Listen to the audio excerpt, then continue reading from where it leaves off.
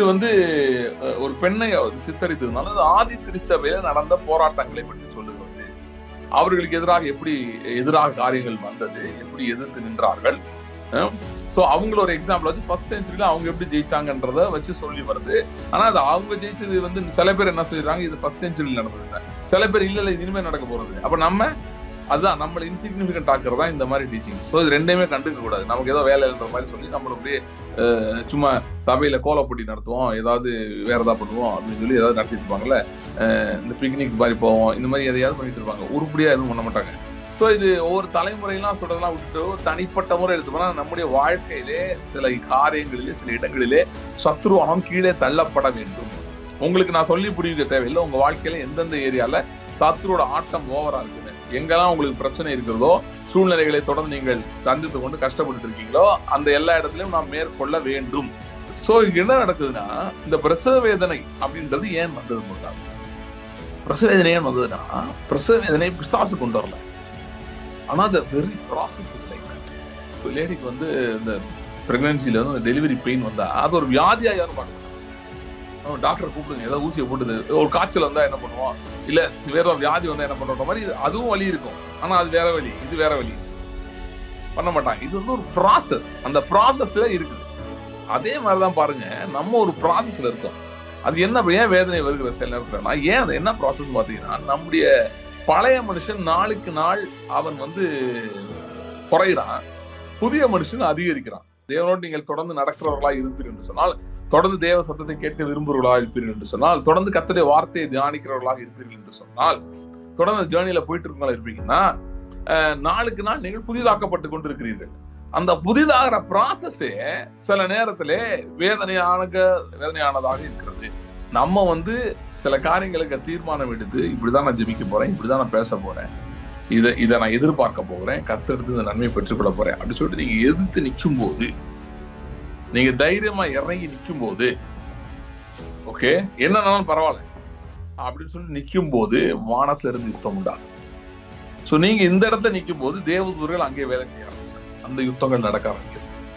இவங்களுக்கு என்ன பண்ணாங்களா, மரணம் நேருகிறதா இருந்தாலும் தப்பு புரிதங்கள் ஜீவனையும் மாறாமல் ஆட்டுக்குட்டியின் ரத்தத்தினாலும் சாட்சியின் வசனத்தினாலும் அவனை ஜெயித்தார்கள். அதாவது ரத்தத்தினாலும் வசனத்தினாலும் உண்டாகிற ஆளுகைக்காக இவர்கள் ஜெபிக்க ஆரம்பித்தார்கள். இயேசு கிறிஸ்துவின் சிலுவை மரணத்தினாலே, அப்புறம் அவர் வார்த்தையில எழுதியிருக்கிறதுனாலே, வார்த்தை சொல்லப்பட்டிருக்கிறதுனாலே, அந்த வார்த்தையில சொல்லப்பட்டிருக்கிற காரியங்களுக்காக இவர்கள் ஜெபிக்க ஆரம்பித்தார்கள். இப்ப ஜெபிக்க ஆரம்பிக்கும் அதுலதான் ஆளுகை வருகிறது. அந்த ஆளுகை வெளிப்பட ஆரம்பித்தது. வெளிப்பட ஆரம்பிச்சோன்னு பிசாசு பிரச்சனை பண்ற ஆரம்பித்தான். இந்த ஆளுகை விட்டுட்டு போகலாம், இது எதுக்கு இந்த ஆளுகை எல்லாம் தேவையில்லை அப்படின்ற மாதிரி ஒரு பிரஷரை கொடுத்து அவன் இது பண்ண ஆரம்பிக்கிறான், இது தந்துக்கிறான். ஆனால் இவர்களை விடவில்லையா, பரவாயில்ல என்ன நடந்தாலும் பரவாயில்ல, நாங்க தொடர்ந்து இப்படிதான் நிக்க போறோம், தொடர்ந்து இப்படிதான் பேச போறோம் சொல்லி ஆட்டுக்குட்டியின் ரத்தத்தினாலும் சாட்சியின் வசனத்தினாலும் சத்துருவை ஜெயித்தார்கள்.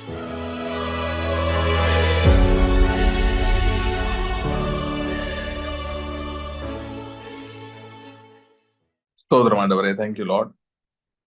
கர்த்தாவே, இந்த நாளில் உடைய சமூகத்தை நாங்கள் வரும்படி, உடைய வார்த்தையை கேட்கும்படி நாங்கள் கூடி வரும்படி கர்த்தாவே நீர் கொடுத்த அந்த கிருபைக்காக, இந்த வாய்ப்புக்காக நாங்கள் நன்றி செலுத்துகிறோம். ஆண்டவரே, இந்த நாளிலும் உடைய வல்லமையுடைய வார்த்தையை கொண்டு எங்களுடைய பேச முடியாது நாங்கள் ஜெபிக்கிறோம். கர்த்தருடைய ஆவியானவருடைய அனுக்கிரகம், ஆவியானவருடைய ஆளுகை முழுவதுமாய் உண்டாகும்படியா இயேசுவின் நாமத்திலே ஜெபிக்கிறோம். Thank you Lord, thank you Lord, thank you Lord. கர்த்தரே ஆவியானவர், கர்த்தருடைய ஆவி எங்கே அங்கே விடுதலையும் உண்டு என்ற வார்த்தையின்படி கர்த்தருடைய ஆவியின் பரிபூர்ண ஆளுகை உண்டாகும்படியாக ஜெபிக்கிறோம். ஆவியானவர் பொறுப்பெடுத்துக் கொள்வீராக. உங்களுடைய வார்த்தை கொண்டு எங்களோட பேசி எங்கள் மனதை பிரகாசிப்பிக்கும்படியாக நாங்கள் ஜெபிக்கிறோம். ஆசீர்வதியும் இயேசு கிறிஸ்துவின் நாமத்தில் ஜெபிக்கிறோம் பிதாவே. வெளிப்படுத்தல் 12 அதிகாரம் 1-11 வரை வாசிக்கிறேன். வெளிப்படுத்தல் 12 அதிகாரம் 1-11 வரை. அன்றியும் ஒரு பெரிய அடையாளம் வானத்திலே காணப்பட்டது. ஒரு ஸ்திரீ சூரியனை அணிந்திருந்தாள். அவள் பாதங்களின் கீழே சந்திரனும் அவள் சிரசின் மேல் 12 நட்சத்திரங்கள் உள்ள கிரீடமும் இருந்தன. அவள் கர்ப்பவதியாயிருந்து பிரசவேதனை அடைந்து பிள்ளை பெறும்படி வருத்தப்பட்டு அலறினாள். அப்பொழுது வேறொரு அடையாளம் வானத்திலே காணப்பட்டது. 7 தலைகளையும் 10 கொம்புகளையும் தன் தலைகளின் மேல் 7 முடிகளை உடைய சிவப்பான பெரிய வலு சர்ப்பம் இருந்தது. அதன் வால் வானத்தின் நட்சத்திரங்களில் 3/1 இழுத்து அவைகளை பூமியிலே விழத் தள்ளிற்று. பிரசவ வேதனைப்படுகிற அந்த ஸ்திரீ பிள்ளை பெற்றவுடனே அவருடைய பிள்ளையை பட்சித்து போடும்படிக்கு அந்த வலு சர்ப்பம் அவளுக்கு முன்பாக நின்றது. சகல ஜாதிகளையும் இருப்புக்கோளால் ஆளுகை செய்யும் ஆண் பிள்ளையை அவள் பெற்றாள். அவருடைய பிள்ளை தேவனிடத்திற்கும் அவருடைய சிங்காசனத்தினிடத்திற்கும் எடுத்துக் கொள்ளப்பட்டது. ஸ்திரீயானவள் வனாந்திரத்துக்கு ஓடிப்போனாள். அங்கே 1260 நாளளவும் அவளை போஷிப்பதற்காக தேவனால் ஆயத்தமாக்கப்பட்ட இடம் அவளுக்கு உண்டாயிருந்தது. வானத்திலே யுத்தம் உண்டாயிற்று. மிகாவேலும் அவனை சேர்ந்த தூதர்களும் வலு சர்ப்பத்தோடு யுத்தம் பண்ணினார்கள். வலு சர்ப்பமும் அதை சேர்ந்த தூதர்களும் யுத்தம் பண்ணியும் ஜெயம் கொள்ளவில்லை. வானத்திலே அவர்கள் இருந்த இடமும் காணப்படாமல் போயிற்று. உலக மனத்தையும் மோசம் போக்குகிற பிசாசு என்றும் சாத்தான் என்றும் சொல்லப்பட்ட பழைய பாம்பாகிய பெரிய வலு சர்ப்பம் தள்ளப்பட்டது. அது பூமியிலே விழ தள்ளப்பட்டது. அதனோட அதை சார்ந்த தூதரும் தள்ளப்பட்டார்கள். அப்பொழுது வானத்திலே ஒரு பெரிய சத்தம் உண்டாகி, இப்பொழுது ரட்சிப்பும் வல்லமையும் நமது தேவனுடைய ராஜ்யமும் அவருடைய கிறிஸ்துவின் அதிகாரமும் உண்டாயிருக்கிறது. இரவும் பகலும் நம்முடைய தேவனுக்கு முன்பாக நம்முடைய சகோதரர் மேல் குற்றம் சுமத்தும் பொருட்டு அவர்கள் மேல் குற்றம் சாட்டுகிறவன் தாழ தள்ளப்பட்டு போனான். மரணம் நேரிடுகிறதா இருந்தாலும் அதற்கு தப்பும்படி தங்கள் ஜீவனையும் பாராமல் ஆட்டுக்குட்டியின் ரத்தத்தினாலும் தங்கள் சாட்சியின் வசனத்தினாலும் அவனை ஜெயித்தார்கள். ஆகையால் பரலோகங்களே, அவைகளில் வாசமாயிருக்கிறவர்களே களி கூறுங்கள். பூமியிலும் சமுத்திரத்திலும் குடியிருக்கிறவர்களே ஐயோ, பிசாசானவன் தனக்கு கொஞ்ச காலம் மாத்திரம் உண்டு என்று அறிந்து மிகுந்த கோபம் கொண்டு உங்களிடத்தில் இறங்கினபடியால் உங்களுக்கு ஆபத்து வரும் என்று சொல்ல கேட்டேன். வலு சர்ப்பமானது தன் பூமியிலே தள்ளப்பட்டதை அறிந்து அந்த ஆண் பிள்ளை பெற்ற ஸ்திரியை துன்பப்படுத்தினது. ஸ்திரீயானவள் அந்த பாம்பின் முகத்துக்கு விலகி ஒரு காலமும் காலங்களும் அரை காலமாய் போஷிக்கப்படத்தக்கதாய் வனாந்திரத்தில் உள்ள தன் இடத்திற்கு பறந்து போகும்படி பெருங்கடகின் 2 சிறைகள் அவளுக்கு கொடுக்கப்பட்டது. அப்பொழுது அந்த ஸ்திரியை வெள்ளம் கொண்டு போகும்படிக்கு பாம்பானது தன் வாயிலிருந்து ஒரு நதி போன்ற வெள்ளத்தை அவளுக்கு பின்னாக ஊற்றிவிட்டது. பூமியானது ஸ்திரீக்கு உதவியாக தன் வாயை திறந்து வலு சர்ப்பம் தன் வாயிலிருந்து ஊற்றின வெள்ளத்தை விழுங்கினது. அப்பொழுது வலு சர்ப்பமானது ஸ்திரீயின் மேல் கோபம் கொண்டு தேவனுடைய கற்பனைகளை கைக்கொள்கிறவர்களும் இயேசு கிறிஸ்தை குறித்து சாட்சி உடையவர்களுமாகிய அவளுடைய சந்ததியான மற்றவர்களுடனே யுத்தம் பண்ண போயிற்று. வெளிப்படுத்த 12ஆம் அதிகாரம் ஃபுல்லாவே வாசிட்டேன். முதல் 11 வரைக்கும் வாசிக்கலாம்னு நினைச்சேன். அப்புறம் ஃபுல்லாவே நான் வாசிட்டேன். இந்த அதிகாரம் ஒரு மிக முக்கியமான அதிகாரம். ஏன்னா நான் எவ்வளவோ நிறைய டிஃப்ரெண்ட் சீரீஸ் நான் பேசியிருக்கேன். நீங்க எது போய் பார்த்தாலும் சரி, இதை டச் பண்ணாம ஒண்ணு கூட முடிச்சதே கிடையாது. எல்லாத்துலயும் இது வரும். நான் எந்த டாபிக் பேசினாலும் வரும். இப்ப நம்ம பேசிட்டு இருக்கோம், என்ன பேசிட்டு இருக்கோம்? இல்லாதவர்களை இருக்கிறது போல அழைப்பது எப்படின்றது பேசிட்டு இருக்கோம்ல. சோ அதனுடைய அடித்தளமாக இருக்கிற காரியங்கள், ஃபவுண்டேஷனா இருக்கிறது. அதாவது ஏன்னா ஃபவுண்டேஷன் தான் கடைசியில முக்கியம். அது இல்லைன்னா அது செய்ய முடியாது. சோ ஃபவுண்டேஷனா இருக்கிற காரியங்களை நாம் பார்த்து கொண்டு வருகிறோம். அந்த அடிப்படையில இந்த 12ஆம் அதிகாரமும் அதிலே அந்த இல்லாதவர்கள் இருக்கிறது போல அழைப்பது என்பதிலே முக்கியமான ஒரு பகுதி இந்த அதிகாரம் பெறுகிறது. இந்த அதிகாரத்துல என்ன எது எது காட்டப்படுகிறது அப்படின்னு சொன்னா, முதல் அதிகாரத்திலேயே பாத்தீங்கன்னா, சரி, முதல் வசனத்திலே 2ஆம் வசனத்திலே பாத்தீங்கன்னா ஒரு ஸ்திரீயை பத்தி போட்டிருக்கு. அவள் கர்ப்பவதியா இருந்தாள் அப்படின்னு சொல்லி போட்டிருக்கு. 2ஆவது வசனம் பாத்தீங்கன்னா, அவள் கர்ப்பவதியா இருந்து பிரசவேதனை அடையும்படி பிள்ளை பிரசவேதனை அடைந்து பிள்ளை பெறும்படி வருத்தப்பட்டு அலறினாள். ஓகே. சோ ஒரு லேடி, அதாவது ஆல்மோஸ்ட் ஃபுல் டேர்ம் பிரெக்னென்ட் ஆகல, லைக் லாஸ்ட் மினிட்ல அந்த பிரெக்னன்சியோட அந்த கம்ப்ளீஷன் ப்ராசஸ்ல இருக்கிற ஒரு பெண், அதை பத்தி தான் இது வருது. ஆனா அவ என்ன ஸ்டேஜ்ல இந்த மாதிரி வருதுன்னா, பிரசவ வேதனை அடைந்து பிள்ளை பெறுகிற அந்த ஸ்டேஜ். ஓகே. சோ நம்ம எல்லாருக்குமே தெரியும், அந்த பேபி பிறக்கிறப்ப அந்த ப்ராசஸ் ரொம்ப பெயின்ஃபுல் ப்ராசஸ். அது ரொம்ப அதுல வேதனை மிகுந்த ஒரு ப்ராசஸ். ஆனால் அது வெறும் வேதனை அல்ல, ஒரு நல்ல விஷயம் இருக்குது. என்னன்னா, ஒரு புதிய ஜீவன் வெளிப்பட போகுது, ஒரு புதிய லைஃப் இந்த பூமிக்கு வரப்போகுது. ஸோ அது ஒரு நல்ல விஷயம். ஆனா அதுல ஒரு labour and pain involve. So இது எதை பற்றி சொல்லுகிறது அப்படின்னு சொல்லி பாத்தீங்கன்னா, ரோமர் 8ஆம் அதிகாரம் 19 வசனம் படிச்சு பாத்தீங்கன்னா, அதுல பவுல் எழுதுகிறார், சர்வ சிருஷ்டியும் ஏகமாய் பிரசவ வேதனைப்படுகிறது. எதுக்கு அப்படின்னு சொன்னா, தேவ புத்திரர் வெளிப்படும்படிக்கா படிக்க. எதுக்கு பிரசவ வேதனைப்படுதான்? தேவ புத்திரர் வெளிப்படும்படி சர்வ சிருஷ்டியும் பிரசவ வேதனைப்படுகிறது என்று பவுல் சொல்லுகிறார். சோ இது இந்த பிரசவ வேதனை அப்படின்றது ஒரு ஒரு சிம்பாலிக்காக சொல்லப்பட்டிருக்கிறது. எதை பற்றி சொல்லுகிறது அப்படின்னா, இங்க அது வசனமும் தெளிவாக சொல்லுகிறது. எப்படிப்பட்ட குழந்தை அது அப்படின்னு சொல்லி பாத்தீங்கன்னா, 5ஆம் வசனம், சகல ஜாதிகளையும் இருப்புக்கோளால் ஆளுகை செய்யும் ஆண் பிள்ளையை அவள் பெற்றாள். அதாவது the man child or the boy child that rules nations with an iron rod. Okay. அது எதை குறிக்கிறது அப்படின்னு சொன்னா, கிறிஸ்துவனுடைய ஆளுகை அதிகாரத்தை குறிக்கிறது. அதாவது வெறும் கிறிஸ்துவனுடைய அதிகாரம் ஆளுகை கிடையாது, சபையின் மூலமாக ஒரு விசுவாசியின் மூலமாக வெளிப்படுகிற ஆளுகையும் அதிகாரத்தையும் குறிக்கிறது. இப்ப நம்ம வந்து இல்லாதது இருக்கிறது போல அடைக்கிறோம் அப்படின்னு சொல்லி பேசுறோம்ல. ஓகே, இது சொல்றதுக்கு முன்னாடி இன்னொன்னு சொல்லிடுறேன். இந்த வெளிப்படுத்தின விசேஷத்தை ஜென்ரலாவும் சரி, இந்த அதிகாரத்தை ஸ்பெசிஃபிக்காவும் சரி, சில பேர் எடுத்து இந்த பார்த்தீங்களா டிராகன் போட்டிருக்காது சைனா அப்படிலாம் உளருவாங்க. அந்த மாதிரி பிதற்றுகிறவர்களின் பிதற்றல்களை கேட்டீர்கள் என்று சொன்னால் நீங்களும் பிதற்ற ஆரம்பித்து விடுவீர்கள். அதனால அதெல்லாம் கேட்காதீங்க. ஏன்னா வந்து இது சைனாவை பத்தியும் சொல்லல, மைனாவை பத்தியும் சொல்லல. இது வந்து எதை பத்தி சொல்லியிருக்கு அப்படின்னா, ஒரு கிறிஸ்தவ விசுவாசிக்கு வாழ்க்கையில் தேவைப்படுகிற காரியம் தான் சொல்லுது. பைபிள் என்னைக்குமே தேவையில்லாத கதைகளை பேசுகிற புஸ்தகம் அல்ல. அதாவது இப்ப சைனால என்ன நடந்தா நமக்கு என்ன? சைனா டிராகனா இருந்தா என்ன? இல்லாட்டி என்ன? சைனா வந்து டிராகனா இருந்தா நமக்கு என்ன? ஆவிக்குரிய நாளைக்கு கடன் தீர போதா? இல்லைன்னா ஒரு 10 ஆத்மா ரட்சிக்கப்பட போதா? இல்லைன்னா என்ன பெனிஃபிட் இருக்குன்னு சொல்லுங்க. ஏதோ ஒரு பிரச்சனை, ஒரு வியாதி சுகமாக போதா? இயேசு கிறிஸ்து எங்கேயுமே தேவையில்லாம என்னத்தையா பேசினாரா? அவர் வாழ்ந்த ஒரு படிச்சு பாத்தீங்கன்னா எதுவும் பேச மாட்டாரு. இந்த அமெரிக்கால இருந்து ஆரம்பிச்சு இந்த மாதிரி எதையோ உளறிட்டு இருப்பாங்க. அதெல்லாம் கேட்காதீங்க. கேட்டா நீ உங்கள் நேரத்தையும் வீணடித்து மற்றவர்கள் நேரத்தையும் வீணடித்து விடுவீர்கள். சோ இந்த இயேசு கிறிஸ்து எப்போ வருவார்ன்ற ஆராய்ச்சி அவரே சொன்னாரு பண்ணாதீங்கன்னு, ஆனா இவங்க பண்ணிட்டு இருக்காங்க. அப்படி பண்ணாதீங்க. சோ அதெல்லாம் தேவையில்லாத வேலை. நம்ம நமக்கு வந்து இருக்கிற வேலையை பார்க்கணும். சோ அந்த மாதிரி அதனால இந்த மாதிரி கிழவிகளின் பேச்சா இருக்கிற வீண் கட்டுக்கதைகள் பவுல் சொன்னார். அந்த மாதிரி எதையாவது போய் கேட்காதீங்க. நம்முடைய ஆவிக்குரிய வாழ்க்கைக்கு பிரயோஜனமானதுதான் பைபிள் ஃபுல்லா இருக்கு. ஆதியாமத்திலிருந்து வெளிப்படுத்தல இருக்கிற காரியங்கள் பல காரியங்களை பற்றி எழுதியிருக்கிறது. பல காலகட்டத்தில் எழுதப்பட்டது.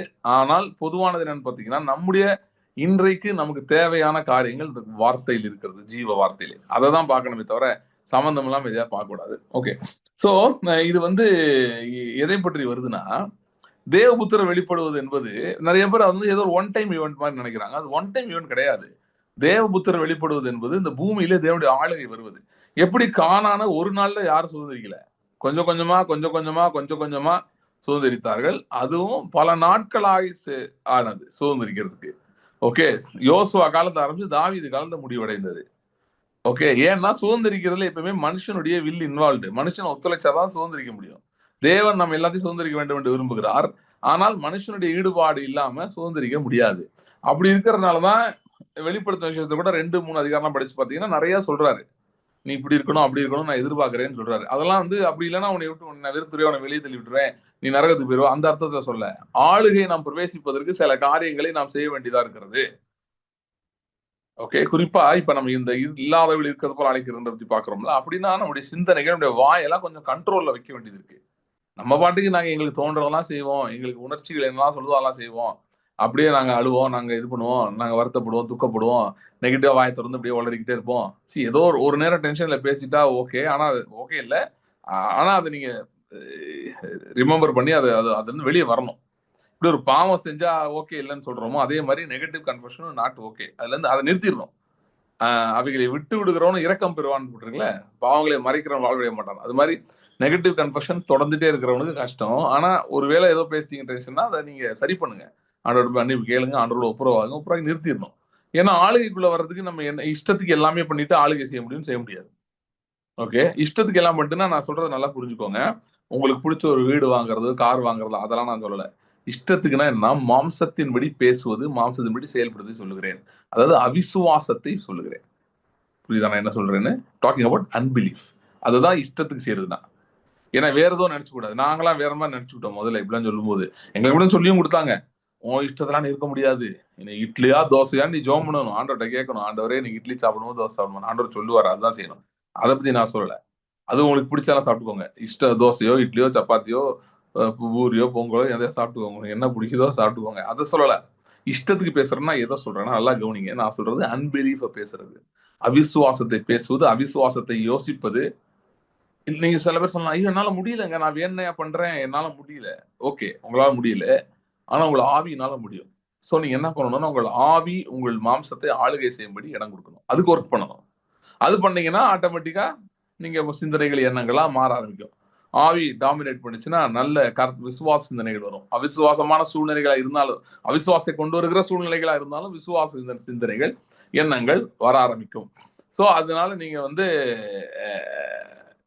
there are some restrictions and control. You cannot speak everything that the devil tells you. எப்படி டெவில் சொல்றது தெரியும்? பயத்தை கொண்டு வருகிறதா, அவிசுவாசத்தை கொண்டு வருகிறதா, தேவன் சொன்னதுக்கு எதிராக வாக்குத்தங்கள் நடக்காதுன்ற மாதிரி தாட்ஸ் எல்லாம் வருதா? அது எல்லாம் பிசாசுல இருந்து உண்டானது, பிசாசினால் உண்டானது. அது அது வந்து நம்ம வாயால சொல்லக்கூடாது. சரி. சோ தேவபுத்திரர் வெளிப்படுவது, manifestation of sons of God அப்படின்னா தேவனுடைய ஆளுகை வெளிப்படுது. தேவபுத்திரர் என்பவர்கள் தேவனோடு ஆளுகை செய்கிறவர்கள், அவர்கள் தான் தேவபுத்திரர். தேவபுத்திரர் வெளிப்படுவது என்பது தேவனுடைய ஆளுகை வெளிப்படுவது. சோ அதற்கு சர்வ சிருஷ்டியும் பிரசவ வேதனைப்படுகிறது என்று பவுல் எழுதுகிறார். இப்ப இந்த ஆளுகை வந்து எப்படி யோசுவா காலத்தை ஆரம்பிச்சு தாவீது காலத்துல அந்த கானான சுதந்திரத்தை முடித்தார்களோ, அதே போல ஆதி அப்போஸ்தலர் காலத்திலே துவங்கியாச்சு. இயேசு கிறிஸ்துவோடு சேர்ந்து துவக்கியாச்சு. துவக்கினது பல அம்சங்கள், பல விதத்திலே அந்த ஆளுகைன்றது அதிகரித்து கொண்டே போக வேண்டும். ஓகே, இப்ப நம்ம 2000 வருஷம் ஆயிடுச்சு இதெல்லாம் ஆரம்பிச்சு. ஆனா இன்னும் அந்த ஆளுகை முழுவதுமா எடுத்துக்கொள்கிற அந்த வேலை வந்து இன்னும் முடியல, அது நடந்து கொண்டிருக்கிறது. ஓகே, ஆகவே இந்த பகுதி தான் இப்ப வெளிப்படுத்தல் 12 அப்படின்னா ஆளுகை எப்படி பெற்றுக்கொள்வது, ஆளுகை எப்படி பெற்றுக்கொள்வது, சரியா, ஆளுகை எப்படி பெற்றுக்கொள்வது, எப்படி ஆளுகைக்குள்ள போறது அப்படின்றத பத்தி தான் இந்த பகுதியெல்லாம் வருது. இது எல்லா தலைமுறைகளுக்கும் பொருந்தும். நான் என்ன சொல்ல வரேன்னா, இந்த வெளிப்படுத்தல் 12 ஏதோ ஒரு குறிப்பிட்ட காலத்துக்கு எல்லாம் கிடையாது, ஒவ்வொரு காலத்துக்கும் இருக்கு. இன்னைக்கு இருக்கு. நான் இப்ப பேசும்போது உங்களை இன்னும் கொஞ்சம் பேச போறேன். உங்களுக்கு தெரியும் நம்ம எப்படி நம்ம சூழ்நிலைகளை வச்சு நான் பேசுறேன், எப்படி இருக்கு, என்ன போயிட்டு இருக்கு, எப்படி நம்ம ஜெயிப்பது என்று சொல்லி. சரியா? சோ இப்ப என்ன நடக்குதுன்னா, நல்லா கவனிங்க. ஆளுகையை இவர்கள் செயல்படுத்த ஆரம்பித்தவுடன், இது வந்து ஒரு பெண்ணை சித்தரித்ததுனால அது ஆதி திருச்சபையில நடந்த போராட்டங்களை பற்றி சொல்லுகிறது. அவர்களுக்கு எதிராக காரியங்கள் வந்தது, எப்படி எதிர்த்து நின்றார்கள். சோ அவங்கள ஒரு எக்ஸாம்பிள் வச்சு ஃபர்ஸ்ட் செஞ்சுரியில அவங்க எப்படி ஜெயிச்சாங்கன்றத வச்சு சொல்லி வருது. ஆனா அது அவங்க ஜெயிச்சது வந்து சில பேர் என்ன சொல்றாங்க, இது ஃபர்ஸ்ட் செஞ்சுரியில் நடந்ததுன்னு. சில பேர் இல்ல இது இனிமே நடக்க போறது. அப்ப அதுதான் நம்மள இன்சிக்னிபிகன்ட் ஆக்குறதா இந்த மாதிரி டீச்சிங். ஸோ இது ரெண்டையுமே கண்டுக்க கூடாது. நமக்கு ஏதோ வேலை இல்லைன்ற மாதிரி சொல்லி நம்மள அப்படியே சும்மா சபையில கோலப்போட்டி நடத்துவோம், ஏதாவது வேற ஏதாவது பண்ணுவோம் அப்படின்னு சொல்லி ஏதாவது நடத்திட்டு இருப்பாங்கல்ல. இந்த பிக்னிக் மாதிரி போவோம், இந்த மாதிரி எதையாவது பண்ணிட்டு இருப்பாங்க. உருப்படியா எதுவும் பண்ண மாட்டாங்க. ஸோ இந்த மாதிரி ஏதாவது உலகத்தார் என்ன செய்வாங்களோ அந்த மாதிரி செஞ்சுட்டு இருப்பாங்க. அந்த மாதிரி கொண்டு போயிருது. ஏன்னா இன்னைக்கு நமக்கு ஏதோ ஒன்றும் சிக்னிபிகண்டா இல்லைன்றாங்க. இது இனிமேட்டு தான் எல்லாம் இருக்கு, இது ஒன்றும் இல்லை. அது ஃபர்ஸ்ட் செஞ்சுரி ரொம்ப பரபரப்பா இருந்துச்சுங்க. அடுத்து திரும்ப கடைசியில ஏசு வரும்போது நடக்கும். இப்ப நடுவில் ஒண்ணுமே இல்லை அப்படி சொல்றதுனாலதான் அவன் இந்த மாதிரிலாம் போயிட்டு இருக்கான். சோ அப்படிலாம் இல்ல. ஒவ்வொரு தலைமுறையிலையும் சந்திக்க வேண்டிய, மேற்கொள்ள வேண்டிய சத்ருவானவன் ஏதோ ஒரு விதத்தை கீழே தள்ளப்பட வேண்டும். சோ இது ஒவ்வொரு தலைமுறையெல்லாம் சொல்றதெல்லாம் விட்டுட்டு தனிப்பட்ட முறை எடுத்து போனா நம்முடைய வாழ்க்கையிலே சில காரியங்களிலே, சில இடங்களிலே சத்ருவானவன் கீழே தள்ளப்பட வேண்டும். உங்களுக்கு நான் சொல்லி புரிவிக்க தேவையில்லை. உங்க வாழ்க்கையில எந்தெந்த ஏரியால சத்ருவோட ஆட்டம் ஓவரா இருக்குன்னு, எங்கெல்லாம் உங்களுக்கு பிரச்சனை இருக்கிறதோ, சூழ்நிலைகளை தொடர்ந்து நீங்கள் சந்தித்து கொண்டு கஷ்டப்பட்டு இருக்கீங்களோ, அந்த எல்லா இடத்துலயும் நாம் மேற்கொள்ள வேண்டும். ஓகே, அங்கெல்லாம் சத்ருவின் கிரியைகள் இருக்கிறது, அதை கீழே தள்ள வேண்டும். ஓகே, சோ இது நான் உனக்கு சொல்லி தேவையில்லை, உங்களுக்கே தெரியும். உங்களுக்கு என்னென்ன இடத்துல நீங்க ஸ்ட்ரகிள் பண்றீங்க, எங்க போராட்டம் போயிட்டு இருக்கு, எங்க தேவனுடைய ஆளுகை இன்னும் வெளிப்படல அப்படின்னு உங்களுக்கே தெரியும். சோ நம்முடைய வாழ்க்கையிலும் பல இடங்கள் இருக்கிறது, சரியா, மேற்கொள்ள வேண்டியது. சோ இங்க என்ன நடக்குதுன்னா, இந்த பிரசவ வேதனை அப்படின்றது ஏன் வந்தது? முதலாவது பிரசவ வேதனை ஏன் வந்தது? பிரசவ வேதனை ஏன் வந்ததுன்னா, பிரசவ வேதனை பிசாசு கொண்டு வரல. ஆனா the very process is like that. இப்போ இப்போ வந்து இப்படி உங்களுக்கு வேற என்ன சொல்லி புரிவிக்கணும்னா, ஒரு ஒரு லேடிக்கு வந்து இந்த பிரெக்னன்சில வந்து டெலிவரி பெயின் வந்தா அது ஒரு வியாதியா யாரும் பார்க்க மாட்டாங்க. டாக்டரை கூப்பிடுங்க, ஏதாவது ஊசியை போட்டுது. ஒரு காய்ச்சல் வந்தா என்ன பண்ணுவோம், இல்ல வேற வியாதி வந்தா என்ன பண்ற மாதிரி அதுவும் வலி இருக்கும். ஆனா அது வேற வலி, இது வேற வலி பண்ண மாட்டாங்க. இது வந்து ஒரு ப்ராசஸ், அந்த ப்ராசஸ்ல இருக்குது. அதே மாதிரிதான் பாருங்க, நம்ம ஒரு ப்ராசஸ்ல இருக்கோம். அது என்ன, ஏன் வேதனை வருகிற சில நேரத்துலனா, ஏன் அது என்ன ப்ராசஸ் பாத்தீங்கன்னா, நம்முடைய பழைய மனுஷன் நாளுக்கு நாள் அவன் வந்து குறைகிறான், புதிய மனுஷன் அதிகரிக்கிறான். ஓகே, ஆவியின் provided you are walking with God, தேவனோடு நீங்கள் தொடர்ந்து நடக்கிறவர்களாக இருப்பீர்கள் என்று சொன்னால், தொடர்ந்து தேவ சத்தத்தை கேட்க விரும்புகிறவர்களாக இருப்பீர்கள் என்று சொன்னால், தொடர்ந்து கர்த்தருடைய வார்த்தையை தியானிக்கிறவர்களாக இருப்பீர்கள் என்று சொன்னால், தொடர்ந்து ஜேர்னில போயிட்டு இருக்கவங்களா இருப்பீங்கன்னா, நாளுக்கு நாள் நீங்கள் புதிதாக்கப்பட்டு கொண்டிருக்கிறீர்கள். அந்த புதிதாகிற ப்ராசஸே சில நேரத்திலே வேதனையானதாக இருக்கிறது. ஓகே, ஃபார் எக்ஸாம்பிள் வந்து பாத்தீங்கன்னா, பிரச்சனைகள் அதிகமாகும் போது, போராட்டங்கள் அதிகமாகும் போது, பழைய மனுஷன் வந்து என்ன சொல்லுவான்னா, எவ்வளவு கஷ்டமா இருக்கு, என்ன எவ்வளவு நாள் போராடுறது, எதிர்த்து வந்துட்டே இருக்கே, முடியல, நமக்கு இருக்க தெம்புக்கு இதெல்லாம் முடியுமா, ஏன் இப்படி நடக்குது, ஒருவேளை ஆண்டவர் மேல கோவப்படலாம், இல்ல நம்ம மேலேயே சலிச்சுக்கலாம், சே நம்ம ஏன் இப்படி ஒழுங்கா பண்ணாம இருக்கோம்னு நினைக்கலாம், இந்த மாதிரிலாம் பண்ணி. ஆனா அந்த எண்ட் ஆஃப் டே பாத்தீங்கன்னா ஒரு ஃப்ரஸ்ட்ரேஷன் இருக்கும், ஏன்னா ஒரு பெயின் இருக்கும். என்ன இருக்கும்னா ஒரு நம்ம அன்ஈவனா மேட்ச் ஆயிடுச்சு நமக்கு, அதாவது நமக்கு பலனம் தாண்டி பிரச்சனை வருதுங்க, நம்மளால கண்ட்ரோல் பண்ற எளிதா தாண்டி போயிட்டு இருக்கு, இதெல்லாம் முடியல அப்படின்ற மாதிரி எண்ணம் வரும். இது பழைய மனுஷனுடைய எண்ணங்கள். சோ இதே சூழ்நிலையிலேயே இது ஒரு டிஸ்கம்ஃபர்ட் தான், இல்லைன்னு சொல்லல. ஆனா இதே சூழ்நிலையிலேயே புதிய மனுஷன், ஆவியின் மனுஷன் என்ன சொல்றான் அப்படின்னு சொன்னா, இல்ல இல்ல, இது கர்த்தர் மகிமை அடையக்கூடிய ஒரு காரியம். இது பிரச்சனை தான், இது கஷ்டமா தான் இருக்கு. ஆனா இது வெறும் பிரச்சனை கிடையாது. இது ஒரு ப்ராசஸ். இந்த ப்ராசஸோட முடிவுல பாத்தீங்கன்னா கர்த்தருடைய மகிமை வெளிப்பட போகுது. கர்த்தருடைய மகிமை வெளியரங்கமாகும். பூலோகத்தில் யாரும் அதை காண்பார்கள்ன்ற மாதிரி கர்த்தருடைய மகிமை வெளிப்பட போகுது. தேவனுடைய செயல்பாடுகளை நான் பார்க்க போகிறேன். அதனால நான் வந்து இதுல நான் சோர்ந்து போக போவதில்ல. நான் தொடர்ந்து நிற்க போகிறேன். நான் எதிர்த்து நிற்க போறேன் சத்துருவுக்கு. எதிர்த்து நின்றால் அவன் ஓடிப்பான் என்று வேதம் சொல்லுகிறது. இது வந்து புதிய மனுஷன் பேசுறது. சோ இந்த சூழ்நிலையிலே பழைய மனுஷனுடைய அந்த ட்ரிஃப்ட்ல போறது ரொம்ப ஈஸி. அந்த திசையில போறது ரொம்ப ஈஸி. அப்ப இல்ல, நான் பழைய மனுஷனை கலைந்து போடுகிறேன். புதிய மனுஷனுடைய சாயல கொப்பாய் நான் வந்து புதிதான காரியத்தை கிறிஸ்துவுக்குள் நான் யார், தேவன் எனக்கு என்ன செய்திருக்கிறார், என்ன செய்ய முடியும், அதெல்லாம் நான் பேச போறேன், அதெல்லாம் நான் தியானிக்க போகிறேன் என்று நம்ம சொல்றது இருக்கே, அதுவே ஒரு painful process. It's not an easy process. Okay, அப்படி ப்ராசஸ் நன்லெஸ். அது ஒரு ஒரு ஒரு என்ன சொல்றது, ஒரு ப்ராசஸ். அது அப்படின்னா ஒரு கிரியை அங்க நடந்து கொண்டிருக்கிறது, ஒரு மாற்றம் அங்கே நடந்து கொண்டிருக்கிறது, ஒரு சேஞ்ச் அங்கே நடந்துட்டு இருக்குது. ஸோ அது ஒரு பெயின்ஃபுல்லா தான் இருக்கு சில நேரங்கள்ல, இல்லைன்னு சொல்றதுக்கு இல்லை. டெஃபினட்டா பெயின்ஃபுல்லா தான் இருக்கு. ஆனால் அது எப்படி ஒரு குழந்தை வரும்போது எப்படி ஒரு புதிய ஜீவன் உண்டாகுது, அப்படியே நம்மளை நாம் இருக்கிற இடத்துல இருந்து மேலே கொண்டு செல்கிறது, ஒரு புதிய இடத்துக்கு நம்மை கொண்டு செல்கிறது, ஒரு புதிய உயர்வுக்கு நம்மை கொண்டு செல்கிறது. நாம் எட்டாத ஒரு புதிய உயரத்தை அடைகிறோம். நாம் இதுல அனுபவிக்காத சில காரியங்களை அனுபவிக்க ஆரம்பிக்கிறோம். அப்படி ஒரு பெரிய மாற்றம் அங்கே ஏற்படுகிறது. அந்த மாற்றத்துக்கு இந்த வழியா தான் போய் ஆகணும், வேற வழி இல்ல. You cannot compromise. அதுல பண்ண முடியாதுல்ல.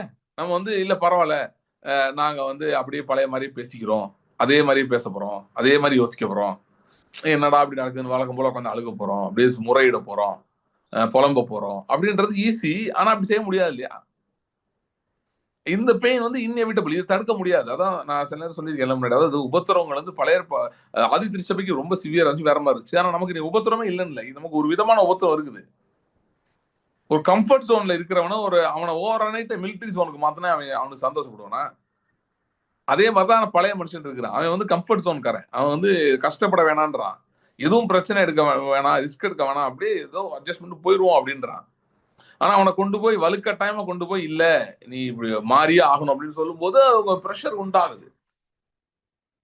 ஓகே, சோ இது பிசாசால் உண்டாகிறது இல்ல, நாம் எடுக்கிற சில தீர்மானங்களால அப்படி உண்டாகிறது.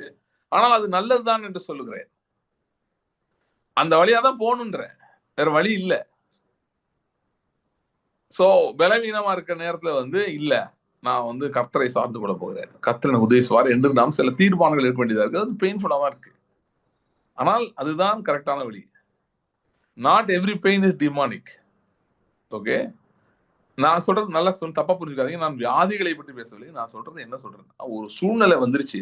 ஆனா அந்த சூழ்நிலையில அந்த நெகட்டிவ் ஃப்ளோ ஆஃப் தாட்ஸ்ல போகாம, அந்த எதிர்மறையான அழிவை நோக்கி அந்த சிந்தனை வழியில போகாம எதிர்த்து நிற்பது என்பது ஒரு ஒரு பெரிய காரியம் தான். சரியா? சோ இது ஒரு முக்கியமானது இருக்கு. அது செய்துதான் ஆக வேண்டும் அப்படின்னு சொல்லிட்டு இருக்கேன். இப்ப நீங்க செய்துதான் ஆக வேண்டும், என்னங்க ரொம்ப டஃபா இருக்க மாதிரி இருக்கு. அதுதான் நமக்கு ஆவி அருளப்பட்டிருக்காரு. மாம்சத்தினால செய்யவே முடியாது, ஆவியினால செய்ய முடியும். ஆவியினாலே சூழ்நிலைக்கு எதிராக பேச முடியும். லாசரு வந்து செத்தே போயிட்டான், ஆனா இயேசு எழுப்ப போறேன்னு ஏன் சொன்னாரு? ஆவியினால சொன்னாரு. 5 2 மீன் தான் இருக்கு, அதை வச்சு 5000 பேர் கொடுக்கறது எப்படி கொடுக்க முடியும்? ஆவியினால கொடுக்க முடியும், மாம்சத்தினால முடியாது. சரியா? சோ நான் ஆவியினால செய்யக்கூடிய காரியங்களை தான் சொல்லிக் கொண்டிருக்கிறேன். நமக்கு தேவ ஆவி அருளப்பட்டிருக்கிறபடியால் நம்மால செய்ய முடியும். சோ இந்த ஸ்திரீ வந்து பிள்ளை பெறுகிறாள். இது வந்து பிள்ளை வந்து சகல ஜனங்கள் இருப்போடால் ஆளுகை செய்வான் பிள்ளை அப்படின்னா தேவன் கொடுத்திருக்கிற அதிகாரத்தை பற்றி பேசுகிறது. அப்படின்னா இந்த கஷ்டமான ஜேர்னில முக்கியமான என்ன அப்படின்னு சொல்லி பாத்தீங்கன்னா, எந்த சூழ்நிலையிலும் உங்களுக்கு அதிகாரம் இருக்கிறது என்பதை தான் நீங்கள் யோசிக்க வேண்டும், பேச வேண்டும். ஓகே, எந்த சூழ்நிலையும் எதை தான் பேசணும்? அதிகாரம் இருக்கு, ஆளுகை இருக்குன்றதான் பேசணும். அதை தான் யோசிக்கணும். இதுதான் அந்த சேஞ்ச். ஐயோ எங்களுக்கு அப்படிலாம் முடியாதுங்க, நாங்களாம் எப்படின்னா ஒரு பிரச்சனைனா ஓன்னு அழுவோம், அப்படியே கத்துவோம், கத்தி அப்படியே துன்பப்படுவோம், துயரப்படுவோம், துக்கப்படுவோம். அப்புறம் யாராவது ஒரு போதகர் யார்ட்டையா போய் அதெல்லாம் சொல்லி அதான் மனசே ஒரு மாதிரி இதாகும் அப்படின்னா நீங்கள் கிறிஸ்துவுக்குள் குழந்தையா இருக்கிறீங்கன்னு அர்த்தம். இது கொஞ்ச நாள் ஒர்க் ஆகும், நான் இல்லைன்னு சொல்லலை, ஆனா இப்படியே ஓட்ட முடியாது. சரியா? At some point you should graduate. இப்படியே ஓட்டுக்கிறவங்க தான் கொஞ்ச நாள் என்ன ஆயிடுவாங்கன்னா, சீக்கிரம் இயேசு வர போகிறார், அது வருடைக்கு ஆயத்தமாவோம் அப்படின்ட்டு போயிடுவாங்க. ஏன்னா அவங்கள முடியல, அவங்களுக்கு கஷ்டமா இருக்கு, ஒரு பாயிண்ட்டுக்கு மேல முடியல அப்படின்னு எப்படி சொல்லிட்டு போக வேண்டியதுதான். அப்படி சொல்றதுல ரொம்ப பிரச்சனை இருக்கு. ஏன்னா நிறைய ஜெயங்களை நீங்க போஸ்ட் பண்றீங்க, நீங்க எடுக்கவே முடியாது.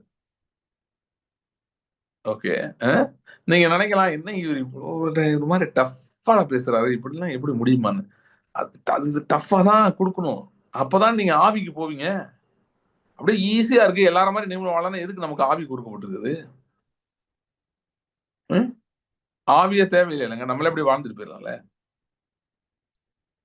சோ தேவன் ஜனங்களை ஆயத்தப்படுத்தி கொண்டிருக்கிறார், அவர் செலக்ட் பண்ணிட்டு இருக்காரு, அவருடைய பெஸ்ட் வாரியர்ஸ் செலக்ட் பண்ணிருக்காரு. This is season where God is selecting his warriors. So if you are facing a lot of problems, maybe God has selected you. That's why the process is going on. Okay, the process is going on. So நம்ம செய்ய வேண்டியது ஒண்ணு இருக்கு. நம்ம இந்த நேரத்துல அதிகமாய் கர்த்தருடைய வார்த்தைக்கு செல்ல வேண்டும். நான் அதை பேச போறேன் கடைசியில. எப்படி how are we empowered to do this, அதை நான் பேசுறேன். பேசாம முடிக்க மாட்டேன், அதை மட்டும் சொல்லிடுறேன். So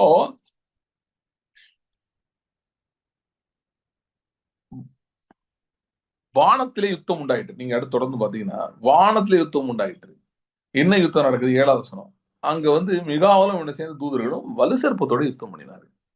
மிகாவிலும் அவனை சேர்ந்த தூதர்களும் வலுசற்பத்தோட யுத்தம் பண்ணினார்கள். சோ ஹெவன்லி வார் ஒன்று நடக்குது. ஹெவன்லி வார் ஏன் நடக்குது? ஓகே, அப்படின்னா ஏர்த்ல யாரோ ட்ரிகர் பண்றதுனால தான் ஹெவன்லி வார் நடக்குது. பூமியில யாரோ ஒருத்தர் யுத்தத்தை ஆரம்பிக்கிறதுனால தான் பரலோகத்தில் யுத்தம் உண்டாகிறது.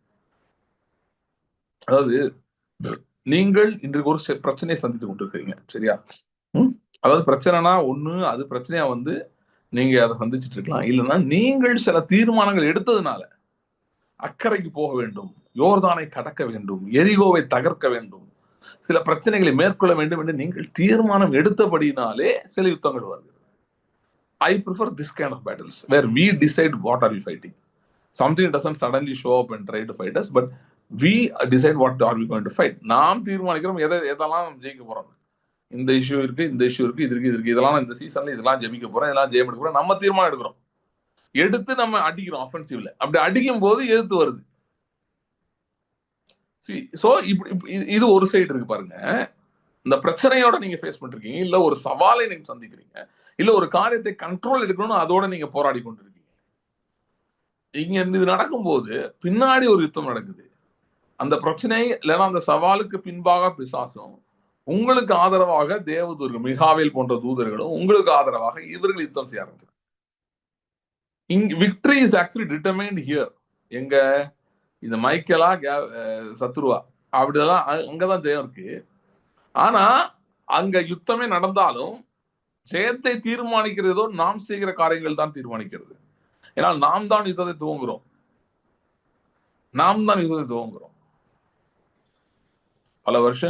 சில வருஷங்களுக்கு முன்பாக எனக்கு ரொம்ப ஒரு ஒரு பயங்கரமான சிக்னஸ் நான் போனேன். அது ஆக்சுவலா பிசிக்கலி ஒரு பெரிய இஷ்யூன்னு சொல்ல முடியாது. ஆனா அது அதோட விளைவா மென்டலி ஒரு மாதிரி ரொம்ப ஒரு நெகட்டிவா அந்த மாதிரி அதிகமான ஒரு ஒரு பயங்கரமான ஒரு பிரச்சனையில இருக்கும்போது நான் காலையில ஒரு நாள் படுத்திருந்தேன் வீட்டுல. நான் யூஸ்வலா காலையில எந்திரிச்சு ஜெபிப்பேன். என்னால முடியல, எந்திரிச்சு ஜெபம்னா எனக்கு அப்படியே தள்ளுது, மயக்கம் வர மாதிரி இருக்கு, ஒரு மாதிரியா இருக்கு, என்னால முடியல. ஸோ நான் படுத்திருக்கிறேன். எனக்கு தெளிவா அந்த வாய்ஸ் கேட்டது. நான் ஒரு தூதன் வர்றதை பார்த்தேன் ரூம்ல. ஒரு வாரியர் ஏஞ்சல் மாதிரி எனக்கு அந்த இம்ப்ரெஷன்ஸ் இருந்தது தூதனை பார்க்கும்போது.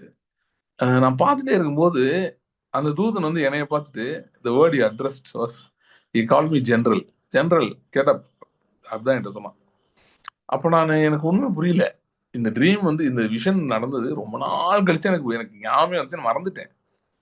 எனக்கு என்ன புரியல, நம்மளை பார்த்து ஜெனரல் கூப்பிட்டான். ஏன்னா என்னோடது என்னன்னா, நான் ரொம்ப ஏதோ பெரிய ஆள் அப்படி அந்த அர்த்தத்தை இதை கேட்கல. எனக்கு என்னன்னா, நம்ம தூதர்கள் தானே ஆர்மி ஜெனரல்ஸ் அப்படின்னு நினைச்சிட்டு இருக்கோம்.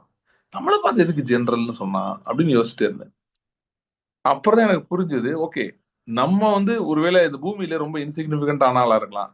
நமக்கு வந்து ஒரு பெரிய பின்புலமோ ஒரு பெரிய பேக்ரவுண்டோ நமக்கு பின்னாடி ரொம்ப பெரிய வல்லமையோ இல்லாமலா இருக்கலாம். நம்ம ஒரு ஆர்டினரி பர்சனா இருக்கலாம் நம்ம பார்வையில. அதாவது நம்ம ஈவன் ஊழியத்திலே கூட நம்மளோட பெரிய ஆள்லாம் இருக்கலாம். நம்ம ஒன்றும் அப்படி நம்மளை பத்தி ரொம்ப அதிகமா நினைக்காத ஆளா இருக்கலாம். whatever. ஆனா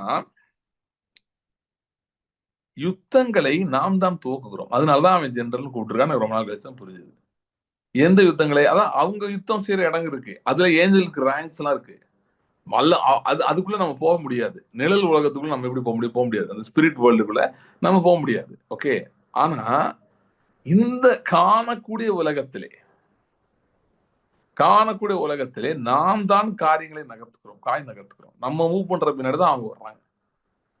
சில டெரிட்டரிஸ்லாம் நம்ம ஜெபம் பண்ணனா, அதுக்காக சில காரியங்களுக்காக நம்ம ஜெபிக்கிறோம்னா, ஆவிக்குரிய வேர்ல்டுல யூதர்கள் ஒன்றும் செய்ய முடியாது.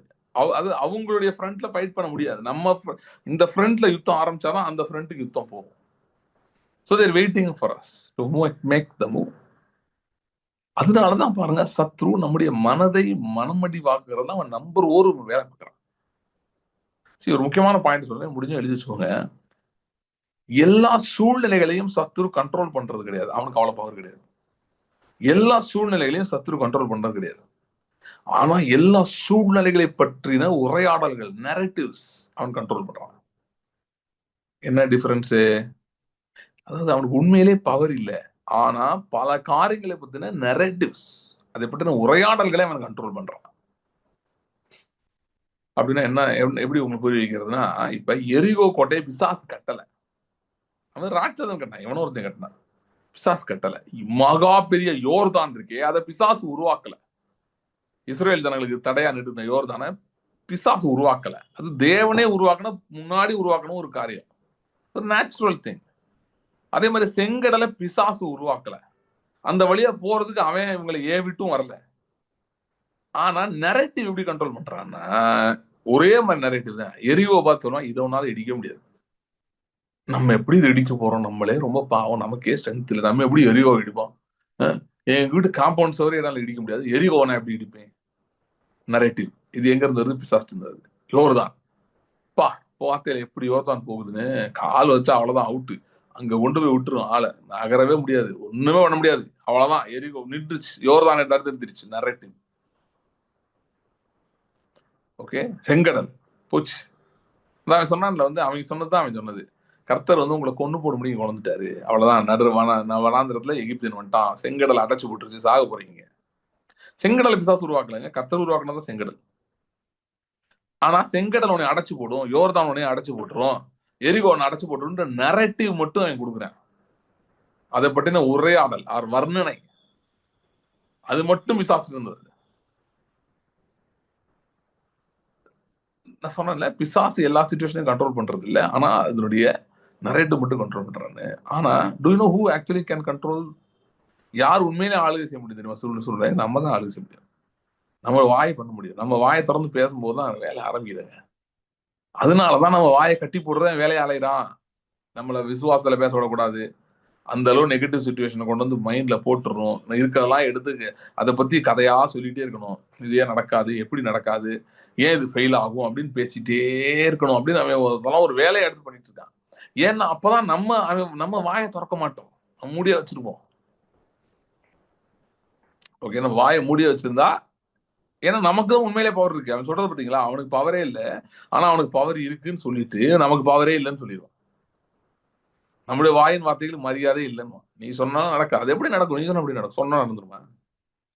ஆனா அவனை பத்தி சொல்லிப்பான், நான் சொன்னா எல்லாமே நடக்கும்ன்ற மாதிரி ஒரு பில்டப் கொடுத்து வச்சிடும். நான் ரொம்ப பவர்ஃபுல்லு. அதனால நான் சொன்ன மாதிரி நமக்கு நெகட்டிவா ஏதாவது தோணுச்சுன்னா வாயை திறந்து பேசாம இருக்கிறது ரொம்ப நல்லது. ஏன்னா நம்ம சத்தியத்தை பேசல, நம்ம என்ன பண்றோம்னா பிசாசு சொல்றதை அப்படியே ஆம்பிளிஃபை பண்ணி பேசிவிட்டோம். பிசாசுக்கு சாட்சி கொடுத்துற மாதிரி ஆயிருது, அப்படி பண்ணி விட்டுறோம். ஓகே. சோ நாம் தான் ஆனால் யுத்தத்தை துவக்குகிறோம். ஓகே, நாம் தான் துவக்குகிறோம். ஸோ எப்போ அந்த தேவதூதர்கள் வர்றாங்க, அதுக்கு மட்டும் ஒரே இன்னொரு பகுதி மட்டும் பார்க்குறேன். அதை பத்தி லைட்டா சொல்லிட்டு அதுக்கப்புறம் இன்னொரு காரியத்தை சொல்லிட்டு நம்ம முடிக்கலாம். ஏன்னா இதை இன்னும் பார்க்கணும்னு நினைக்கிறேன். நெக்ஸ்ட் மீட்டிங்ல தொடரலாம். நியாயாதிபதிகள் 5ஆம் அதிகாரம் 12ல இருந்து வாசிக்கிறேன். 5:12. விழி விழி தெபராலே விழி, பாட்டுப்பாடு, பாராக்கே எழும்பு, அபினோகாமின் குமாரன் உன்னை சிறையாக்கினவர்களை சிறையாக்கி கொண்டு மீதியாயிருந்தவர்கள் ஜனத்தின் பிரபுக்களை ஆளும்படி செய்தார். கர்த்தர் எனக்கு பராக்கிரமசாலிகள் மேல் ஆளுகை தந்தார். அமலேக்கு விரோதமாக இவர்களுடைய வேர் எப்ராயிமிலிருந்து துளிர்த்தது. உன் ஜனங்களுக்குள்ளே பென்னிமின் மனுஷர் உனக்கு பின் சென்றார்கள். மாகீரிலிருந்து அதிபதிகளும் செபுலோனிலிருந்து எழுதுகோலை பிடிக்கிறவர்களும் இறங்கி வந்தார்கள். இசக்காரின் பிரபுகள் தெபராலோடு இருந்தார்கள். பாராக்கை போல இசக்கார் மனுஷர் பள்ளத்தாக்கிலே கால்நடையாய் அனுப்பப்பட்டு போனார்கள். ரூபனின் பிரிவினால் உண்டான இருதயத்தின் நினைவுகள் மிகுதி. மந்தைகளின் சத்தத்தை கேட்க நீ தொழுவங்களின் நடுவே இருந்து விட்டது என்ன?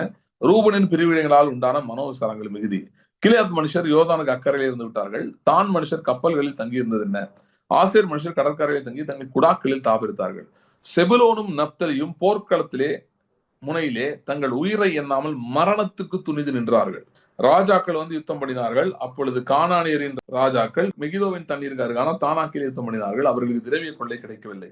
வானத்திலிருந்து யுத்தம் உண்டாயிற்று. நட்சத்திரங்கள் தங்கள் அயனங்களில் இருந்து சிசராவோட யுத்தம் பண்ணின. கீசோன் நதி, பூர்வ நதியாய் கீசோன் நதியை அவர்களை அடித்து கொண்டு போயிற்று. என் ஆத்துமாவே நீ பலவான்களை விட்டாய். சோ இந்த யுத்தத்துல வந்து தெபராலும் பாராக்கும் சேர்ந்து ஒரு ராணுவத்தை கூட்டிட்டு போறாங்க. அதுல இருந்து ரூபன் மனுஷரு, அப்புறம் கீலேயாத் மனுஷர், அப்புறம் ஆசேர் அப்படின்றவங்க, சரியா? இந்த 3 பேர் ஏறக்குறைய, அப்புறம் இன்னொரு ஒரு ஆளுக்கு பின்னாடி வரும். இவர்கள் யுத்தத்துக்கு வரலையா? அதை தெபராலும் பாராங்க பண்றாங்க, சொல்றாங்க நீங்க ஏன் வரல? கர்த்தருடைய சத்துருக்களுக்கு எதிரான யுத்தத்துக்கு நீங்க ஏன் வரல? ஆனா செபுலோனும் நப்தலியும் போர்க்களத்து முனையிலே தங்கள் உயிரை எண்ணாமல் மரணத்துக்கு துணிந்து நின்றார்கள். என்னன்னா நமக்கு என்ன எப்படி இது பொருந்ததுன்னா, நாம் சில காரியங்களை பற்றி, ஆளுகையை பற்றி நாம் ஆரம்பிக்கிறோம். கன்ஃபெஷன்ஸ்ல ஸ்டார்ட் பண்ணிருக்கலாம். நீங்க சில காரியங்களுக்காக ஜெபித்து அதை அறிக்கை செய்து அதை கிளைம் பண்ணி அதை பெற்றுக்கொள்ளும்படி நீங்கள் ஜெபித்து நீங்கள் கன்ஃபெஷன் ஆரம்பிச்சிருக்கலாம். ஆரம்பிச்சுட்டு சில பேர் என்ன பண்ணிடுறாங்களா, போறதே இல்லையா, சில பேர் பாதியில போயிடுறாங்க. ஆனா அந்த செபுலோன் நப்தலி என்ன பண்ணாங்களா, போர்க்களத்து முனையிலே துணிந்து மரணத்துக்கு துணிந்து நின்றார்கள். அப்படின்னா என்னன்னா, இன்னைக்கு நம்ம ஜெபிக்கும் போது சில காரியங்களுக்காக ஜெபிச்சா அது நடக்கலாம், மரணம் வந்துடும் கிடையாது. ஆனா அந்த காரியத்துக்கும் மரணம் வந்துடும். புரியுதா? இப்ப ஒரு வீட்டுக்காக நீங்க ஜெபம் பண்றீங்கன்னா பாதியில ஜெபத்தை நிறுத்திட்டீங்கன்னா அந்த ஜெபத்துக்கு ஒரு மரணம் வந்துருச்சு இல்லையா? அது நின்று போச்சு இல்லையா? அந்த ஜெபம் நிறைவேறாம போற மாதிரி ஆயிடுச்சு பாத்தீங்களா? சோ மரணத்துக்கு துணிந்து நிக்கிறதுனா என்ன அப்படின்னா, எல்லாம் லிட்டரலா எல்லா இடத்தையும் சாவு வரும் இல்ல. ஒரு வேளை நான் இதுக்கு ஜெபம் பண்ணி இது நடக்காமலே போயிடுச்சுன்னா, அப்படி போனாலும் நான் அதுக்காக ஜெபம் பண்ணி கஷ்டப்பட்டு ஜெபம் பண்ணி, எல்லாரும் நினைக்கிறாங்க நம்ம ஜெபம் பண்ணா அதுக்கு பதில் வரணும். ஆனா பிசாசு சொல்லுவான் சில நேரம், வராது, வரவே வராது. அப்படி அவன் சொல்லும் போது பரவாயில்ல, வராட்டியும் பரவாயில்ல, நான் தொடர்ந்து நிக்கதான் போறேன், ஏன்னா எனக்கு வேற ஆப்ஷன் இல்லை, அது ஒண்ணுதான் இருக்கு. அப்படி ஒரு முடிவு எடுத்து நிக்கிறோம் பாத்தீங்களா, அதுதான் மரணத்துக்கு துணிந்து நிக்கிறது. 900 இருப்பிரதங்களை வச்சிருந்தான் சிசரா. ஓகே, 900 இருப்பிரதங்கள். அதுக்கு எதிராக நிற்கும் போது மரணத்துக்கு பயம் இல்லாம நிக்கிற மாதிரிதான், அந்த மரண பயத்தை தாண்டி நிக்கிற மாதிரிதான். அதனாலதான் நிறைய பேர் வரவே இல்லை, உட்காந்துட்டானுங்க. ஆனா இந்த செபுலோன் அப்புறம் நப்தலி இவங்க 2 பேர் வந்து போர்க்களத்தை நின்னாங்களாம், தைரியமா நின்னாங்களாம். ஓகே, அப்படி தைரியமா நின்னாங்க. என்ன நடந்தது? வானத்திலிருந்து யுத்தம் உண்டாயிற்று. புரியுதா? சோ நம்ம வந்து சில காரியங்களுக்கு தீர்மானம் எடுத்து, இப்படிதான் நான் ஜெபிக்க போறேன், இப்படிதான் நான் பேச போறேன், இதை நான் எதிர்பார்க்க போகிறேன், கர்த்தரிடத்து இந்த நன்மையை பெற்றுக்கொள்ள போறேன் அப்படி சொல்லிட்டு நீங்க எதிர்த்து நிற்கும் போது, நீங்க தைரியமா இறங்கி நிற்கும் போது, ஓகே என்னன்னாலும் பரவாயில்ல அப்படின்னு சொல்லி நிற்கும் போது வானத்துல இருந்து யுத்தம் உண்டாகும். சோ நீங்க இந்த இடத்துல நிற்கும் போது தேவதூதர்கள் அங்கே வேலை செய்ய ஆரம்பிக்கிறாங்க, அந்த யுத்தங்கள் நடக்க ஆரம்பிக்கிறது. ஓகே, சோ இததான் வந்து நம்ம படிச்ச பகுதியிலையும் வருது. மரணம் நேரிடுவதா இருந்தாலும் அதற்கு தப்பும்படி தங்கள் ஜீவனையும் பாராமல் ஆட்டுக்குட்டியின் ரத்தத்தினாலும் சாட்சியின் வசனத்தினாலும் அவனை ஜெயித்தார்கள். சோ மரணம் நேரிடுகிறதா இருந்தாலும் அப்படின்னா நம்ம ஜெபித்தது நடக்கவே நடக்காதுன்ற மாதிரி எனக்கு பயங்கரமாவே தோண ஆரம்பிச்சுட்டாலும் நாம் தொடர்ந்து, ஏன்னா இதன் கர்த்தர் என்று சொன்ன காரியம், கர்த்தர் வெளிப்படுத்தின காரியம், என்னோடு பேசின காரியம், ஆகவே இதற்காக நான் நிற்க போகிறேன். நின்று நான் ஜெபிக்க போகிறேன். I'm going to stand and pray for this. I'm going to continue my declaration. ஏன்னா கர்த்தர் எனக்கு சொல்லிடுதுங்க, இது மாற வாய்ப்பே இல்லை. என்ன சார் பரவாயில்ல, என்னன்னாலும் பரவாயில்ல, நான் எதிர்த்து நிற்க போகிறேன் அப்படின்னு நாம் நிற்கும் போது ஜெயம் நிச்சயமாய் உண்டாக ஆரம்பிக்கிறது. இவங்களுக்கு என்ன பண்ணாங்களா, மரணம் நேருகிறதா இருந்தாலும் அதற்கு தப்பு முடித்தவர்கள் ஜீவனையும் பாராமல் ஆட்டுக்குட்டியின் ரத்தத்தினாலும் சாட்சியின் வசனத்தினாலும் அவனை ஜெயித்தார்கள். அதாவது இரத்தத்தினாலும் வசனத்தினாலும் உண்டாகிற ஆளுகைக்காக இவர்கள் ஜெபிக்க ஆரம்பித்தார்கள். இயேசு கிறிஸ்துவின் சிலுவை மரணத்தினாலே, அப்புறம் அவர் வார்த்தையில எழுதியிருக்கிறதுனாலே, வார்த்தை சொல்லப்பட்டிருக்கிறதுனாலே, அந்த வார்த்தையில சொல்லப்பட்டிருக்கிற காரியங்களுக்காக இவர்கள் ஜெபிக்க ஆரம்பித்தார்கள். இவங்க ஜெபிக்க ஆரம்பிக்கும் அதுலதான் ஆளுகை வருகிறது. அந்த ஆளுகை வெளிப்பட ஆரம்பிச்சோன்னே பிசாசு பிரச்சனை பண்ற ஆரம்பிக்கிறான். இந்த ஆளுகை விட்டுட்டு போகலாம், இது எதுக்கு, இந்த ஆளுகை எல்லாம் தேவையில்லை அப்படின்ற மாதிரி ஒரு பிரஷரை கொடுத்து அவன் இது பண்ண ஆரம்பிக்கிறான், எதிர்த்துக்கிறான். ஆனால் இவர்களை விடலையா, பரவாயில்ல என்ன நடந்தாலும் பரவாயில்ல, நாங்க தொடர்ந்து இப்படிதான் நிக்க போறோம், தொடர்ந்து இப்படிதான் பேச போறோம்னு சொல்லி ஆட்டுக்குட்டியின் ரத்தத்தினாலும் சாட்சியின் வசனத்தினாலும் சத்துருவை ஜெயித்தார்கள். ஓகே, சோ விடாப்பிடியா நின்னனால தேவதூதர்கள் அங்கே யுத்தம் செய்தார்கள். இந்த மெகிதோன் இருக்கே, இதுதான் இந்த பைபிள்ல வர்ற அர்மகதான். ஓகே, சோ அர்மகடான்னா எங்கேயோ வரணும், இஸ்ரேல்ல இருக்குங்க, அங்க ஏதோ வாரம் நடக்க போகுது, அதெல்லாம் கிடையாது. இன்றைக்கு நாம் எதிர்த்து நிற்க வேண்டிய இடங்கள் தான் அர்மகதான். தலைமுறையா சில வியாதிகள் வந்துட்டு இருக்காங்க குடும்பத்துல, தலைமுறையா சில பேட்டர்ன்ஸ் நடந்துகிட்டே இருக்கா பொருளாதாரத்துல. ஓகே, என்ன பிரச்சனை உங்களுக்கு போயிட்டு இருக்கு, எது உங்களை ஆளுகை செய்து கொண்டிருக்கிறது, அதற்கு எதிரான ஒரு அர்மகதானை தோக்குகிற காலம் இது. This is the time of war. யுத்தத்தின் காலம், எதிர்த்து நிற்க வேண்டிய காலம் இது. நீ என் வாழ்க்கையில் இருக்கக்கூடாது, இந்த வியாதி என் வாழ்க்கையில் இருக்கக்கூடாது, இந்த பலவீனம் என் வாழ்க்கையில் இருக்கக்கூடாது, இந்த போராட்டம் என் குடும்பத்தில் தொடரக்கூடாது, இந்த அலைச்சல்கள் இனிமேட்டு இருக்கக்கூடாது அப்படின்னு அதற்கு எதிராக அர்மகதான்களை தோக்க வேண்டிய காலம் இது. அப்படிதான் அவங்க தோக்குனாங்க. இவங்க டிக்ளேர் பண்ணாங்க வார். நீ என்னடா எங்கூட சண்டைக்கு, நான் வரேன்டா அவங்க சண்டைக்கு. இவங்க யுத்தத்தை ஆரம்பிச்சாங்க. வானத்துல யுத்தம் உண்டாயிட்டு. இவர்கள் கீழே தள்ளவில்லை, நல்லா கவனிங்க, இவங்க தள்ளல, மைக்கேல் தான் தள்ளி விட்டான். ஆனா யாரு ஜெயிச்சதா சொல்லியிருக்கு, ஆட்டுக்குட்டி ரத்தத்தினாலும் சாட்சியின் வசனத்தினாலும் அவனை ஜெயித்தார்கள். யார் ஜெயிச்சது, இந்த தேவனுடைய பிள்ளைகள், அப்போஸ்தலர்கள், அவங்களதான் சொல்லுது. சோ நாம் இயேசு கிறிஸ்துவின் ரத்தத்தையும் இயேசு கிறிஸ்துவின் சரீரத்தையும் எடுத்துக் கொள்வோம் என்று சொன்னார். அதனால்தான் நமக்கு ஜெயம் உண்டாகிறது. அவருடைய வார்த்தை, அவருடைய ரத்தம், அவருடைய வார்த்தை, இவனை எடுத்துக் கொள்வோம் என்றால் அதனால்தான் நமக்கு ஜெயம் உண்டாகிறது. அதனால ஜெயம். ஆட்டுக்குட்டியின் ரத்தத்தினாலும் சாட்சியின் வசனத்தினாலும் அவனை ஜெயித்தார்கள். அப்ப நான் நிக்கிறது பத்தி சொல்லிட்டு இருக்கேன்ல, நிக்கிறது விடக்கூடாது, தொடர்ந்து நிக்கணும். இதெல்லாம் நீங்க செய்யணும்னா ரத்தத்தின் தியானம், வார்த்தையின் தியானம் மிக மிக மிக மிக முக்கியம். முதல்ல நம்ம பிரச்சனைக்கு எதிர்த்து துணிந்து நிக்கிறதுக்கெல்லாம் முன்னாடி ரத்தத்தை எடுத்து தியானிக்கிறதுல துணிந்து நிக்கணும். ஏன்னா பிசாசு சொல்லுவான், நீ இயேசுன்றத தியானிச்சுலாம் ஒண்ணும் நடக்க போகலன்னு. அதை எவ்வளவு நாள் தியானிச்சு எங்க வந்திருக்க, கூட்டி கழிச்சு பாரு எங்க வந்திருக்க கேட்பான். ஓகே, நம்ம எதிர்த்து நிற்க வேண்டும். எங்க, இயேசுவின் ரத்தத்தின் தியானத்துல எடுத்து நிக்கணும். அதை கண்டினியூ பண்ணணும். அப்படியே வார்த்தையின் தியானத்தை கண்டினியூ பண்ணணும். இதுக்கெல்லாம் இங்கே எடுத்து நிற்பான். இதெல்லாம் படிச்சு என்ன நடக்குது, நல்லாதான் போட்டிருக்கு, உனக்கு ஒன்றும் நடக்கலேன்னுவான், இப்படிலாம் பேசுவான். ஆகவே நாம் எதிர்த்து நிற்க வேண்டும். We have to fight. We have to stand. We have to fight. எங்க, இயேசுவின் ரத்தத்தின் தியானம், வார்த்தையின் தியானத்திலேயே போராடணும். சரி, நல்லா கவனிங்க. பிசாசு உங்களை முதல்ல ரத்தத்தின் தியானம், வார்த்தையின் தியானம் இதவே கெடுக்க பார்ப்பான். ஏன்னா இதுலயே நீங்க ஜெயிக்க முடியும்னா நீங்க ரியல் வார ஜெயிக்க மாட்டீங்க, நல்லா அவனுக்கு தெரியும். சோ இங்கேயும் உங்களை காலி பண்ண பார்ப்பான். ஆனா ரத்தத்திலையும் வார்த்தையிலும் நீங்க நல்லா தொடர்ந்து நிற்க பழகிட்டீங்கன்னா, நிக்கணும்னா பிளட் மெடிடேஷன்னா பிளட்டோட நேரம் செல்ல வேண்டும். ரத்தத்தின் தியானம் அப்படின்னா, தியானம்ன்றது வேகமா நடக்கிற ஒரு காரியம் இல்லை, ஸ்லோவா நடக்கிற ஒரு காரியம். சோ அது அதிக நேரம் ரத்தத்தின் காரியங்களை நீங்க உட்கார்ந்து தியானிக்க வேண்டும். அது உங்களுக்கு சிஸ்டம்குள்ள போக வேண்டும்.